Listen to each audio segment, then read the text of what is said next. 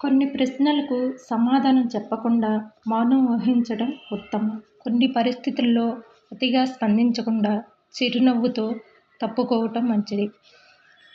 జీవితంలో కొన్ని జ్ఞాపకాలు మర్చిపోతే గానీ బతకలేం.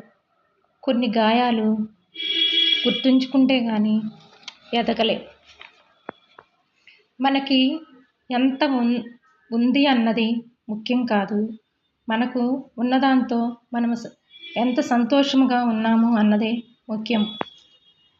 ప్రతి సమస్యకు ఒక పరిష్కారం, ప్రతి కష్టానికి ఒక ప్రతిఫలం, చీకటి తర్వాత వెలుగు, ప్రతి బాధకు ఒక ఓదార్పు తప్పక ఉంటుంది.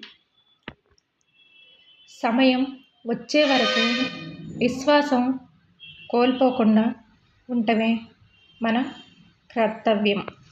ఈ వీడియో నచ్చితే